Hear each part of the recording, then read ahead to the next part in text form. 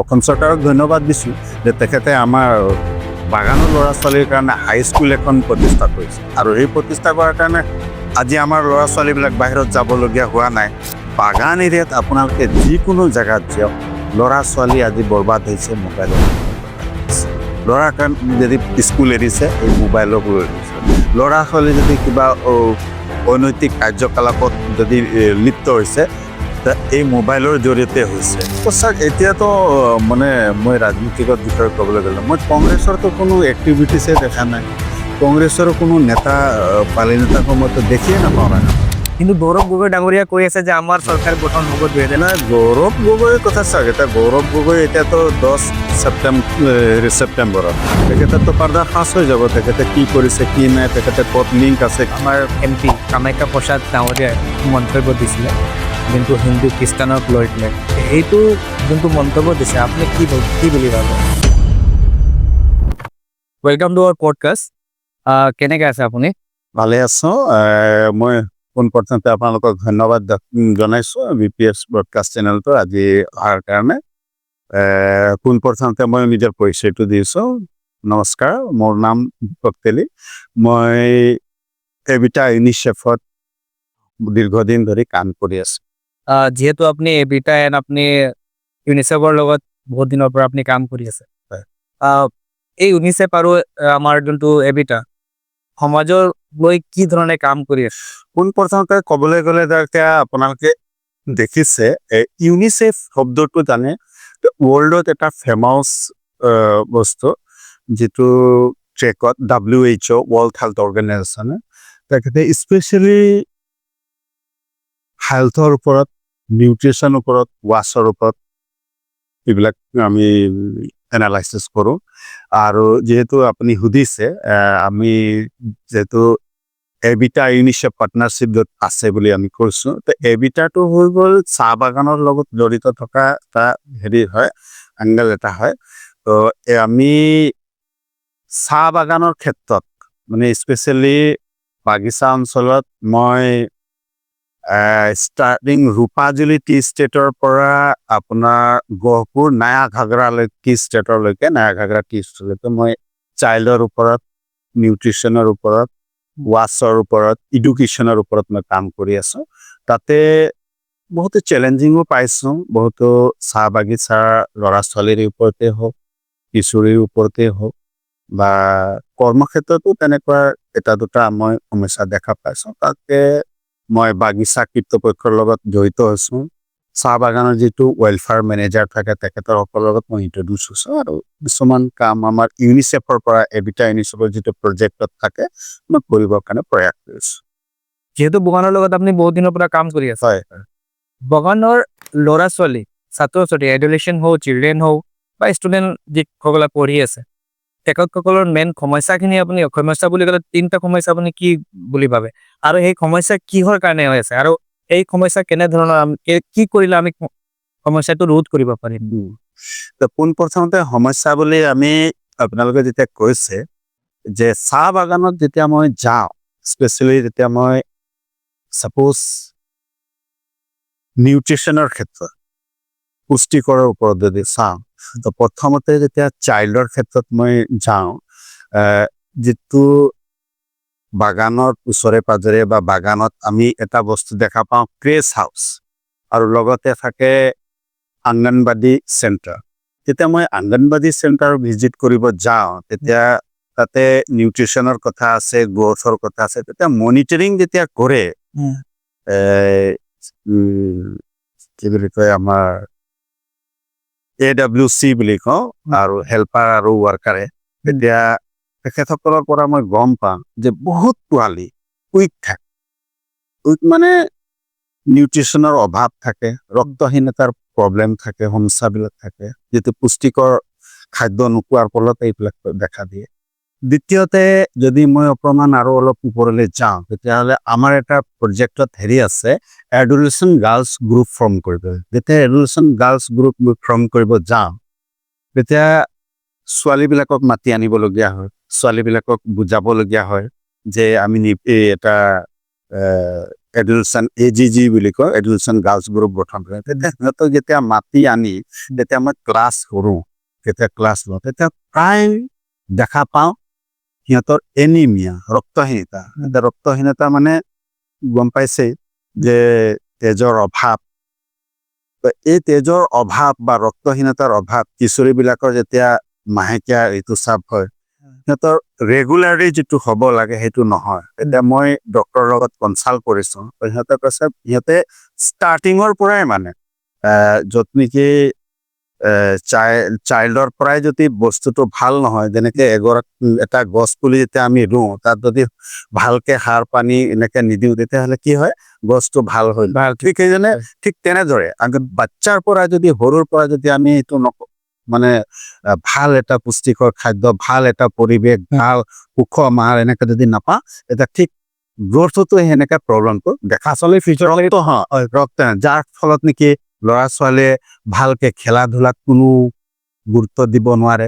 গুৰুত্ব দিলেও তেখেতে মানে টায়াৰ্ড হ'ব, ভাগৰ হ'ব, খুব কাম এটা সুন্দৰভাৱে পৰিচালনা। তাৰ ফলতে কি হয়, শিক্ষাৰ ক্ষেত্ৰতো তেনেকে এটা বাধা হেঙাৰ স্বৰূপ হৈ যায়। কাৰণ এগৰাকী ছাত্ৰ বা ছাত্ৰীয়ে যদি সুস্থৱান নহয়, সুস্থ মগজেৰে পঢ়া শুনা কৰিব নোৱাৰে, তেতিয়াহ'লে সিহঁতৰ ৰিজাল্টটো অট'মেটিক বেয়া হ'ব। এইবিলাকৰ ক্ষেত্ৰত আমি অকমান সজাগ কৰিব প্ৰয়াস কৰোঁ, চেষ্টা কৰোঁ যে ৰক্তহীনতাৰ কাৰণে আমি কি উপায়, আমি আমাৰ ইউনিচেফ কনচালটেণ্টৰ লগত আমি অলপ মত বিনিময় কৰোঁ আৰু সমস্যাবিলাক বিচাৰি উলিয়াবলৈ চেষ্টা। আপনি কি ভাবে রক্তহীনতা যেহেতু পুষ্টিকর আহার বা এটাকে অভাবত, আপনার কি লাগে এই পুষ্টিকর আহার অভাব কিহৰ কাৰণে হৈ আছে? আমাৰ যেহেতু বগান এৰিয়াত যদি আমি চাব যাওঁ, কিহৰ কাৰণে হৈ আছে? এই ৰক্তহীনতা এইটো একদিনতে বা 2 দিনতে মানে সমস্যাটো সমাধান কৰিব পৰা বিধৰ নহয়। এইটো এটা আমাৰ যেহেতু আপোনালোকে গম পাইছে যে সুষম আহাৰ যিটো আমি কওঁ পুষ্টিকৰ খাদ্য, হয় নহয়, যে এগৰাকী স্বাস্থ্যৱান হ'বলৈ আমি যিমান পৰিমাণৰ প্ৰটিন লাগে, ভিটামিন লাগে, আইৰণ লাগে, সেইবিলাক বস্তু যদি আমি নাপাওঁ তেতিয়াহ'লে হয়। তো আমি চৰকাৰকো অনুৰোধ কৰোঁ যে এতিয়া চৰকাৰেও বহুত হেল্প কৰিছে এনিমিয়া দূৰ কৰিবৰ কাৰণে। কৰিব মই বহুতো হেৰিবিলাকৰ সভা আমি কৈ থাকোঁ যে আমি হয়তো মাছ মাংস আমি ডেইলি নাপাব পাৰোঁ, কিন্তু কিছুমান খাদ্যবিলাক আছে, যেনেকে শাক পাচলি আছে, ঢেকীয়া হওক, সৰু বিলাহীয়ে হওক বা কচুৱে হওক, কাচকলেই হওক, সেইবিলাক আমি মৰিচা শাক যিবিলাক আমি কওঁ আমাৰ বাগানীয়া ভাষাত, সেইবিলাক খালেও আমি অকণমান কি হয়, ব্লাডৰ হেৰিটো আমি গম পাওঁ। লগতে যদি আমি এইবিলাক খোৱাৰ লগতে আমি যে শাৰীৰিক ব্যায়াম কৰোঁ, তেতিয়াও আমাৰ কি হয়, শৰীৰটো সুস্থ থাকিলেহে খোৱা বোৱাটো এটা মেণ্টেলিটিটো এটা হয়। সেইকেইটা আমি যেহেতু আমি জানো আপুনি আমাৰ মডেল হাই স্কুল যোনটো আমাৰ বগানত আছে, হয়। বৰ্তমান আপুনি SMDC কমিটিত আছে। হয়। এই SMDC কমিটিটো কিমান গুৰুত্বপূৰ্ণ, আপুনি কিমান গুৰুত্বপূৰ্ণ বুলি ভাবে? আৰু এই SMDC কমিটিৰ কাম কাজখিনি কেনেধৰণৰ? প্ৰথমতেতো মই এই ক্ষেত্ৰত SMDC যিটো কথা আপুনি কৈছে, মই সন্মানীয় বিধায়ক ৰাঙাপাৰা সমষ্টিৰ বিধায়ক কৃষ্ণ কমল তাঁতী আৰু লগতে আমাৰ শোণিতপুৰ জিলা আয়ুক্ত যিটো আছে DC ছাৰকো ধন্যবাদ দিছোঁ। তেখেতসকলৰ দুজনকে মই এইকাৰণে ধন্যবাদ দিছোঁ যাতে তেখেতসকলে মোক যোগ্য বুলি ভাবিলে আৰু SMDCৰ সভাপতি প্ৰেচিডেণ্ট হিচাপে দিছে। SMDC যিটো কমিটি আছে, সেই কমিটি অলৰেডি আমি ফৰ্ম কৰিছোঁ আৰু SMDCৰ এখন বিদ্যালয়ত বহুত ৰোল থাকে, বহুত ভূমিকা থাকে। কাৰণ SMDC যদি ভাল নহয়, আপোনালোকে গম পাইছে আমাৰ বিদ্যালয়খন যিটো আদাবাৰী চাহ বাগিচাৰ মডেল স্কুলখন, যিটো HSLCৰ ৰিজাল্ট হ'ল অনলি 10%। সেইবিলাক যদি আমি অলপ এনালাইচিছ কৰি চাওঁ যে আগত যিটো প্ৰেচিডেণ্ট আছিলে, তেখেতে চাহ বাগিচাৰে এজন প্ৰধান পৰিচালক মহোদয় আছিলে। তেখেতে সেইদিনাখন মিটিঙত তেখেতে স্বীকাৰ কৰিছে বক্তব্য দিওঁতে যে মই সময়মতে স্কুল যাব পৰা নাছিলোঁ, সময়মতে মনিটৰিং কৰিব পৰা নাছিলোঁ, ক্লাছবিলাক এটেণ্ড হৈছে নে নাই সেইটো ক'বলৈ অনলি ছিগনেচাৰ কৰি পিনে লৈ গৈছিলোঁ। তাৰ কাৰণে মোৰো গলতি হ'ব পাৰে বুলি তেখেতে নিজে স্বীকাৰ কৰিছে। আৰু সেই ক্ষেত্ৰত মই আৰম্ভণিৰ পৰা স্কুলখন যিহেতু আমি আমাৰ অসম চৰকাৰে যেতিয়া মডেল স্কুল দিছিলে তেতিয়া আৰম্ভণিৰ পৰা মই সেই স্কুলখন জড়িত হৈ আছোঁ। মই SMDC প্ৰেচিডেণ্ট হোৱাৰ আগতে তাতে মেম্বাৰ হৈ আছিলোঁ আৰু বহুত ল'ৰা ছোৱালী মই নিজে প্ৰধান অধ্যক্ষৰ লগত গৈছোঁ, সিহঁতক জেগাই জেগাই কেম্প কৰিছোঁ। মই হাছৰালৈ গৈছোঁ, নামগাঁৱত গৈছোঁ, আদাবাৰীত গৈছোঁ। আছাৰ ল'ৰাবিলাকো ফ্ৰণ্টলাইন ৱাৰ্কাৰ যেনে চৰ্দাৰ চকীদাৰবিলাকো মোক বহুত সহায় কৰিছে যে স্কুলত আহিব লাগে। আৰু আছাৰ এটা প্ৰগ্ৰামো আছে নেকি, স্কুল চলো অভিযান বুলি এটা আছিলে, তেখেতসকলেও এই ক্ষেত্ৰত মোক বহুত সহায় কৰিছিলে। আৰু তেনে ক্ষেত্ৰত প্ৰথমবাৰৰ ল'ৰা ছোৱালী আছিলে মাত্ৰ 83 বা 80 এনেকে কিবা এটা।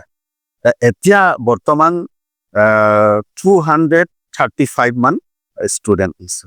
তো মই ভাবোঁ এটা SMDC যদি মজবুত হয়, SMDC যদি অলপ কাম কৰা মুডত থাকে, তেতিয়া নিশ্চিতভাৱে শিক্ষাৰ দিশটো আমি আগুৱাই যাবৰ কাৰণে সক্ষম হওঁ। আৰু SMDC যিহেতু মোক প্ৰেচিডেণ্ট দিছে, মই ভাবোঁ এইবাৰ যিটো ৰিজাল্ট হ'ব, মই 100% চেষ্টা কৰিম যে আগৰ তুলনাত মই যিমান পাৰিম ল'ৰা ছোৱালীক মেট্ৰিক পাছ কৰাত মই কিবা এটা অৰিহণা যোগাব পাৰিম। লগতে শিক্ষকবিলাকো আছে, শিক্ষকবিলাককো মই পূৰ্ণ গতিত তেখেতসকলৰ অনুশীলনটো কৰিবৰ কাৰণে চেষ্টা চলাম। যিহেতু SMDCৰ কিছুমান আমি জানো যে পেৰেণ্টছ টিচাৰৰ এটা মিটিং থাকে। Yes. আমি ব্যৱহাৰৰ ক্ষেত্ৰত সেই বস্তু যদি চাওঁ, আমাৰ পেৰেণ্টছ টিচাৰ যোনটো মিটিং থাকে, মেক্সিমাম পেৰেণ্টছে কিন্তু অংশগ্ৰহণ কৰিব নোৱাৰে।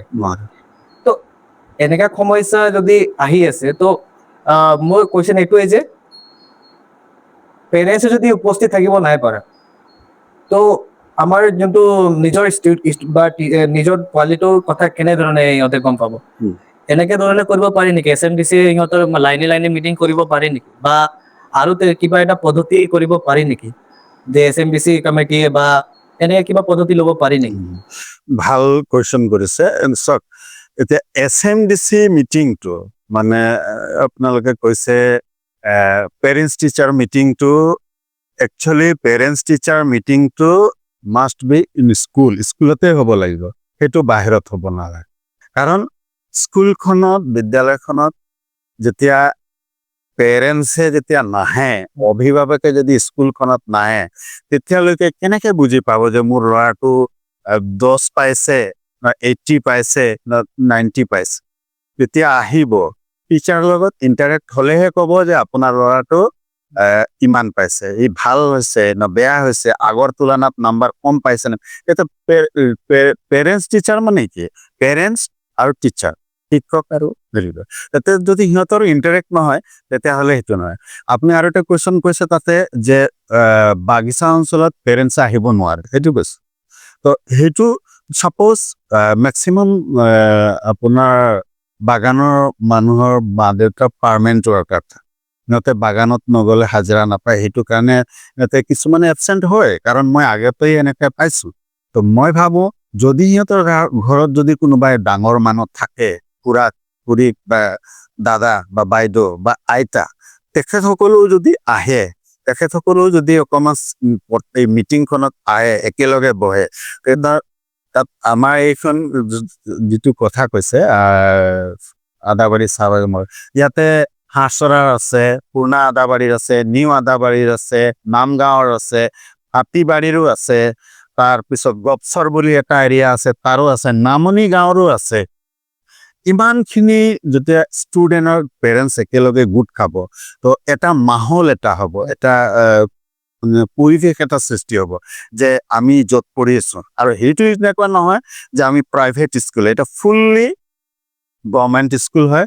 আৰু ইয়াত চবৰে অধিকাৰ আছে জানিবৰ কাৰণে যে আপোনাৰ ল'ৰা ছোৱালী কিমান পাইছে, কি পঢ়াইছে, কোন টিচাৰে কিমান মাৰ্ক দিছে সেইটো জানিব লাগে আৰু মই ভাবো সেইটো যদি লাইনত বা এনেকে সেনেকে মোৰ দৃষ্টিভংগীৰে এইটো নহ'ব মই স্কুলৰ কামটো স্কুলত হ'ব লাগে তাৰ তুলনাত মই এটা কথা ক'ব বিচাৰো এতিয়া যদি মোৰ ল'ৰাটো বা মোৰ ছোৱালীজনী বা আপোনাৰ ল'ৰা বা ছোৱালীজনী যদি আপুনি ডন বস্কত দিয়ে বা প্ৰাইভেট ইনষ্টিটিউটত দিয়ে তেতিয়া তাত আপুনি কি চাব যে আপুনি মাষ্ট বি এটেণ্ড হ'ব লাগিব যদি নহয় তেতিয়াহ'লে আপোনাৰ নটিচ আহিব বা হয় পোৱালীক লৈ যাওক বুলি ক'ব নহ'লে ফাইন লগাই দিব কিবা চাৰ্জ লগাই দিব কিয় এটেণ্ড কৰা নাই কি কাৰণে হোৱা নাই কিন্তু আমাৰ চৰকাৰী স্কুল হোৱাৰ কাৰণে ইমান নেগলিজেঞ্চি কিয় বেলেগ এটা স্কুলত হ'লেতো নাই আজি 5 তাৰিখ আজি 6 তাৰিখ আজি ইমানটা বজাত যাব লাগে যাবই লাগে নহ'লে গেটত সোমাব নিদিব নহ'লে পোৱালীৰ ওপৰত এটা ইমপ্ৰেশ্যন আহি যাব এনেকে কিন্তু বাট এইটো এটা হৈ যায় যে মানে সমস্যা যিহেতু দেখা যায় বগানে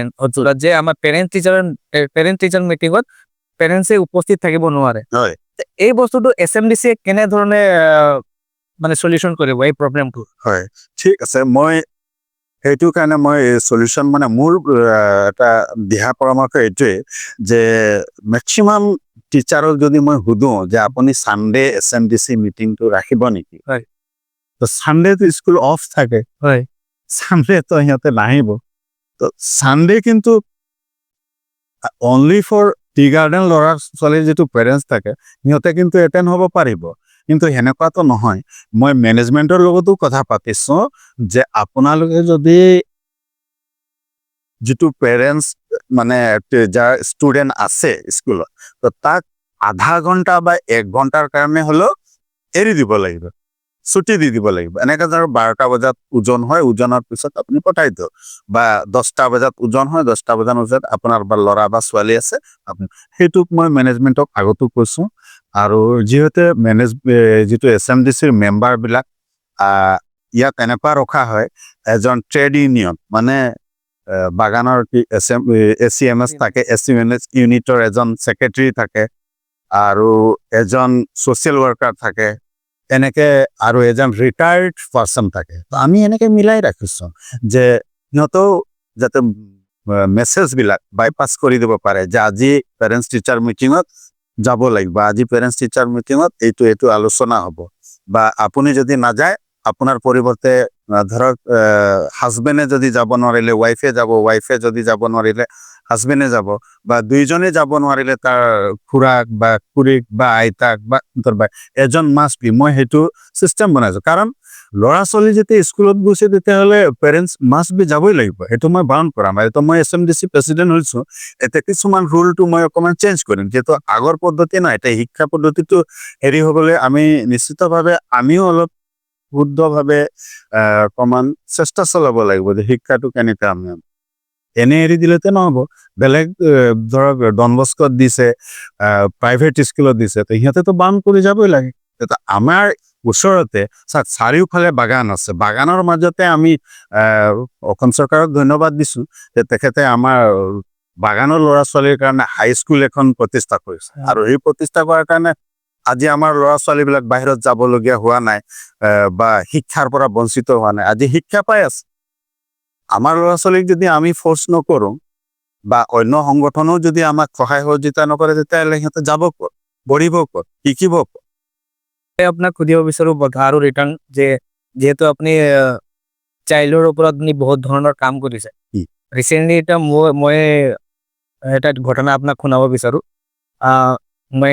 মই গৈছিলোঁ এটা জেগাত আমাৰ বেংকত গৈছিলোঁ বেংকত এটা সৰু পোৱালি মানে আমাৰ 10-11 বছৰৰ পোৱালিটো হ'ব পোৱালিজন কি কৰি আছিলে পুৰা গেম খেলি আছিলে আৰু মাজনী লাইন লাগি আছিলে কেছটো উইথড্ৰ কৰিবৰ কাৰণে তো এজন মানুহ আহিলে পোৱালিটো কি কৰিলে মোবাইলটো চাইড কৰি দিলে মোবাইলটো চাইড কৰি দিয়াৰ লগে লগে পোৱালিটোক একদম কান্দিব ষ্টাৰ্ট কৰিলে এই যিটো ঘটনা মই চাই পালোঁ মানে তাৰ পাছত পোৱালিটো কি কৰি ইয়াৰ মাৰ ওচৰত গৈ একদম কান্দি আছে মোবাইলৰ কাৰণে পুৰা মানে লাগে আৰু কিছুমান জেগাত চাই পাওঁ যে মোবাইল নহ'লে খানা কিছুমানে নাখায় পোৱালি মোবাইলৰ এডিকশ্যনটো ইমানেই বাঢ়ি আছে মোবাইল এটা ভাল বুলি ক'ব পাৰি এটা বেয়া দিশো বুলি ক'ব পাৰোঁ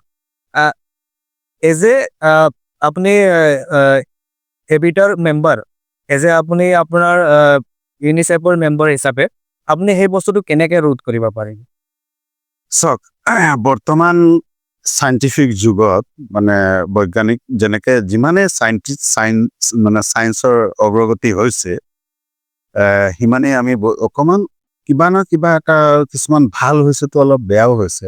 চাওক এটা সময়ত আগতে মোবাইল নাছিলে, মোবাইল নথকাত আমিতো ইমান কমিউনিকেশ্যন হোৱা নাছিলো, হয়তো নিজে গৈ পিনে খবৰ দিছিলো বা চৌকিদাৰৰ বা কোনো মেছেঞ্জাৰৰ থ্ৰু দি আমি খবৰ দিছিলো। কিন্তু আজিকালি চব টেকনলজিৰ যুগ আহিলে, মোবাইলতে আপুনি চব কুছ কৰিব পাৰে, চব যিকোনো আপুনি কৰিব পাৰে, কথা বতৰা আদি কৰিছে। দ্বিতীয়তে মোবাইলটো আমি এক প্ৰকাৰৰ চাবলৈ গ'লে প্ৰথম অৱস্থাতে আমি এটা চায়েন্সৰ বৰদান বা মানে এটা ভাল এটা উপহাৰ বুলি ক'ব পাৰি। কিন্তু বৰ্তমান যুগত আপুনি কৈছে সঁচা কথা যে যিটো কৈছে এইটো একদম 100% সঁচা কথা যে মোবাইলখন যেতিয়াৰ পৰা মানে মানুহৰ ঘৰে ঘৰে, প্ৰথমতে 10 ঘৰ এৰি একটা ঘৰত মোবাইল আছিলে, আমি চবে যাওঁ চাবলৈ। আগতে ৰিংটনটো শুনিবৰ কাৰণে আমি পগলা হৈ আছিলো। এতিয়া এনেকুৱা হৈ গ'ল, প্ৰত্যেক ষ্টুডেণ্টৰ হাতত হৈ গ'ল, প্ৰত্যেক ব্যক্তিৰ হাতত এটা এটা মোবাইল হৈ গ'ল। আজিৰ যুগত কি হৈছে, মই আজিয়ে প্ৰত্যক্ষ কৰিছো, এগৰাকী মাকে ভাত খুৱাই আছিলে। মই অকমান কিবা এটা কামত চনাবিল টি ষ্টেটত গৈছিলো। ভাত খুৱাই থাকোতে মানে পোৱালিটো মোবাইলটো লগাই দিছে, কাৰ্টুন এখন ভিডিঅ' এখন অন কৰিছে আৰু ভাতখন খুৱাইছে। মই কৈছো বাইদেউ এনেকে কিয় কৈ আছে? যে মোক কৈছে দাদা যদি মোবাইলটো লওঁ সি ভাতটো নাখাব। বোলে হয়নে? হয়। আৰু এনে বেলেগ এজনে খুৱাবলৈ হলে বহুত কষ্টকে খুৱাব লগা হয়, যিটো আমি 15 মিনিটতে মই খুৱাই শেষ কৰিম। যদি এনে যদি খুৱাওঁ তাতে ঘূৰাই তাতে 1-1.5 ঘণ্টা লাগি যায়। তাৰমানে কি হ'ল, মোবাইলখন যেনেকে মেনিয়া হৈ গৈছে, মানে এনেকা এটা পাগল নিচিনা হৈ গৈছে। মোবাইল নহলে ৰাতিপুৱা শুই উঠিয়ে মানুহ মোবাইল। পেৰেণ্টছে চাগে মানে নয়িংলি আননয়িংলি বস্তুটো বেয়াই পেৰেণ্টছে জানে যে মই মোবাইলখন দিলে পোৱালিটো বেয়া, কিন্তু তথাপিও মোবাইলখন এনেও বেয়া।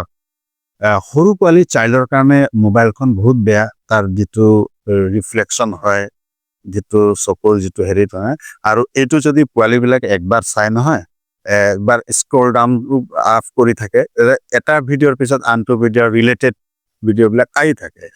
ইয়াৰ ক্ষেত্ৰত পেৰেণ্টছে অলপ সাৱধানতা ল'ব লাগিব। পেৰেণ্টছে অকমান গাইড দিব লাগিব যে মোবাইলখন এটা নিৰ্দিষ্ট টাইম থাকিব লাগিব, যে অকমান দেখালো এণ্টাৰটেইনমেণ্ট হ'ল, মোবাইলখন চাব লাগে। আৰু এই বুলি এণ্টাৰটেইনমেণ্টটো এনেকা হ'ব নালাগে যে এখন গান দেখালো হেৰি দেখালো। এনেকুৱা এটা বস্তু দেখাব লাগিব, হয়তো পয়েম থাকিলে পয়েমটো দেখাব লাগিব, কিবা চাউণ্ড, ফনিক চাউণ্ড থাকে, আমি ABCD এনেকে ফনিক চাউণ্ডবিলাক দেখাব লাগে, বা এনিমেল যিটো থাকে এনিমেলৰ চাউণ্ডবিলাক এনিমেশ্যন ভিডিঅ'বিলাক দেখাব লাগে, যিটো নেকি শিক্ষাৰ লগত জড়িত, হয়। যিটো ফাউণ্ডেশ্যন, যিটো আমি এডুকেশ্যন ফাউণ্ডেশ্যনৰ লগত তেনেকে এটা চাইল্ডে যেতিয়া স্কুল যোৱাৰ সময়তে সেই ৰিলেটেড ভিডিঅ' অলপ দেখালে, মই ভাবো অকমান হ'লেও, যিহেতু চাইণ্টিফিক যুগ হয়, টেকনলজিৰ যুগ হয়, make in India, startup India আমি যেতিয়া পাই আছো, কিন্তু পেৰেণ্টছে যদি গাইডনেছ নিদিয়ে, ল'ৰা ছোৱালী, এতিয়া আপোনালোকক মই এটা কথা কওঁ, বাগান এৰিয়াত আপোনালোকে যিকোনো জেগাত যাওক, ল'ৰা ছোৱালী আজি বৰবাদ হৈছে মোবাইলৰ কামত। ল'ৰা কাৰণ যদি স্কুল এৰিছে, এই মোবাইলক লৈ লৈছে। ল'ৰা ছোৱালী যদি কিবা অনৈতিক কাৰ্যকলাপত যদি লিপ্ত হৈছে, এই মোবাইলৰ জৰিয়তে হৈছে, এই ৰং নম্বৰৰ জৰিয়তে হৈছে। মোবাইলটো এটা বৰ ডেঞ্জাৰাছ বস্তু, আৰু ইয়াক যদি চলাব জানিলে গোটেই দুনিয়াটো মুঠিত থাকে, আৰু ইয়াক যদি চলাব নাজানিলে মানে গোটেই জীৱনটোৱে মানে বেকাৰ হৈ যাব। ত আমি অভিভাৱক হিচাপে, হেৰি হিচাপে মই সকলোকে অনুৰোধ কৰিম যে আপোনালোকে মোবাইলখন দিয়ক, কিন্তু মোবাইলখন দিয়াৰ লগে লগে আপোনালোকে ওচৰতে গাইড চাওক, যে ল'ৰাটো বা ছোৱালীজনী কি চাইছে, ভাল ভিডিঅ' চাইছে নে, বেয়া ভিডিঅ' চাইছে না, কোনোবাই আৰু কিবা হোৱাটছএপত চাট কৰি আছে। এতিয়া কি হয়, স্পেচিয়েলি দেখা যায় সৰু ল'ৰা ছোৱালীক আমি এই ক্লাছ কৰিব লাগে, এইটো ৱৰ্ডটো মিনিংটো চাব লাগে, এই কুৱেশ্যনটো চাব লাগে, মোবাইলখন দি দিওঁ। মোবাইলখন যদি আমিতো কামত ব্যস্ত থাকোঁ, লিখা পঢ়া, ৰন্ধা পঢ়া, এইবিলাক। কিন্তু ল'ৰাটো বা ছোৱালীটো কি চাইছে, আমি একবাৰ অল হিষ্ট্ৰীটো চেক কৰিব লাগিব, গুগলত থকা চাৰ্ট হিষ্ট্ৰীটো চেক কৰিব লাগিব, তাতে আমি ধৰা পাম এইটি চালে তো মই ভাবো অভিভাৱকো অকমান সজাগ হ'ব লাগিব যে ল'ৰা ছোৱালী আমি কিমান এতিয়া আপোনালোকৰ যিটো কথা কৈছে বেংকৰ কথা কৈছে হেৰি কথা কৈছে এইটো হয় সঁচাক হ'ব আৰু মানে কি হয় ল'ৰা ছোৱালীক যদি আপুনি 5 মিনিট ৰখাবলৈ হ'লে আজিকালি নোৱাৰে তাক হয়তো গেম খেলা নহ'লে কিবা দেখা নহ'লে কিবা নহ'লে এনেকা যিহেতু আমি জানো আপুনি ৰাজনৈতিক দলৰ লগতো আপুনি জড়িত হৈ আছে হয় আপুনি যেহেতু মণ্ডল প্ৰেচিডেণ্ট হিচাপেও আপুনি আছিলে মোৰ এইখিনিতে কুৱেশ্যন এটা আছিলে যেহেতু ৰিচেণ্টলি আমাৰ MP কামাখ্যা প্ৰসাদ ডাঙৰীয়াই মন্তব্য দিছিলে যোনটো হিন্দু খ্ৰীষ্টানক লৈ পেলাই এইটো যোনটো মন্তব্য দিছে আপুনি কি বুলি ভাবে মন্তব্যটো মই এইটো বিষয়ত মই কোনো মতামত এনেকে মোৰ পাৰ্চনেল নিদিওঁ যাতে কিবা কাৰণত হয়তো তেখেতে কৈছে বা ভুল হৈছে বা কেতিয়াবা লেংগুৱেজ হেৰি হৈছে তাৰ কাৰণে ইয়াৰ বিহিত ব্যৱস্থা আমাৰ হাইকমাণ্ড আছে তেখেতসকলে লৈছে আৰু কিছুমান দল সংগঠনো কিছুমান তেখেতে শুধৰণিও কৰিছে বাৰু এনেকুৱা নহয় যে হেৰি হৈছে মই এই বিষয়ে মানে তেখেতৰ ব্যক্তিগত মতামতৰ ওপৰত কোনো হেৰি নাই যিহেতু আপুনি বিজেপিৰ লগতো জড়িত হৈ আছে কিছুমান পাৰ্টি ৱৰ্কাৰ যেনেকৈ হৈ গ'ল আমাৰ কংগ্ৰেছ পাৰ্টি ৱৰ্কাৰে কিছুমান মন্তব্য দি আছে যে আমাৰ নেক্সট যোনটো 26 ইলেকশ্যনত আমাৰ চৰকাৰে মানে ভাল এটা ফলাফল কৰিব আপুনি এইখিনিত আপুনি কি ক'ব মানে আমাৰ চৰকাৰে মানে কোনো কংগ্ৰেছ চৰকাৰে হয় তো স্যাৰ এতিয়াতো মানে মই ৰাজনীতিগত বিষয়ে ক'বলৈ গ'লে মই কংগ্ৰেছৰতো কোনো এক্টিভিটিছে দেখা নাই কংগ্ৰেছৰ কোনো নেতা পালি নেতাক মইতো দেখিয়ে নাপাওঁ ৰাঙাপাৰা কিন্তু গৌৰৱ গগৈ ডাঙৰীয়া কৈ আছে যে আমাৰ চৰকাৰ গঠন হ'ব 2000 না গৌৰৱ গগৈৰ কথা চাওক এতিয়া গৌৰৱ গগৈ এতিয়াতো 10 ছেপ্টেম্বৰত তেখেতেতো পৰ্দা ফাঁচ হৈ যাব তেখেতে কি কৰিছে কি নাই তেখেতে পত্নীক আছে কি নাই এইটোতো হৈ যাব তাৰপিছত এতিয়া দেখিছে ভাৰতীয় জনতা পাৰ্টি এতিয়া যিবিলাক কাম কৰিছে ৰিচেণ্টলি আপোনালোকে গম পাইছে যেনে ধৰণৰ পদক্ষেপ লৈছে মোদী ডাঙৰীয়া তো এতিয়াতো আৰু 20-25 বছৰলৈকেতো ইয়াৰ বিকল্প নাই এতিয়া আপোনালোকে যদি মই কুৱেশ্যন কৰোঁ মোদীৰ বিকল্প কোনোবাই আছে নেকি আপোনাক সুধিছোঁ কিবা ক'ব পাৰিবনে তাৰ নাই CM যিটো আছে অসমৰ তাৰ নিচিনা কোনোবাই এতিয়া আছে নেকি দ্বিতীয় ক'ব পাৰিব নেকি মই ভাবোঁ এতিয়া 26ততো আমাৰ ভাৰতীয় জনতা পাৰ্টি নিশ্চিতভাৱে চৰকাৰ একদম থাকিবই জয়যুক্ত হ'বই বাকী যিমানেই যি নকওক যিমানেই যেনেকে আহে কিবা আহে কি এইটো চব মিছা কথা ভাৰতীয় জনতা পাৰ্টি নিশ্চিতভাৱে জয়ী হ'ব আৰু 126টা সমষ্টিত যেতিয়া প্ৰতিদ্বন্দ্বিতা হ'ব তেতিয়াও 126টাৰ ভিতৰত 126টা থিয় ওলাব বহুত বহুত ধন্যবাদ ভাল লাগিলে আপোনাৰ লগত কথা পাতি আশা কৰোঁ আপোনালোকক এই ভিডিঅ'টো ভাল লাগিলে যদি ভিডিঅ'টো ভাল লাগিলে আমাৰ চেনেলত যদি নতুনকৈ আহিছে প্লিজ ছাবস্ক্ৰাইব কৰি দিব আমাৰ চেনেলটো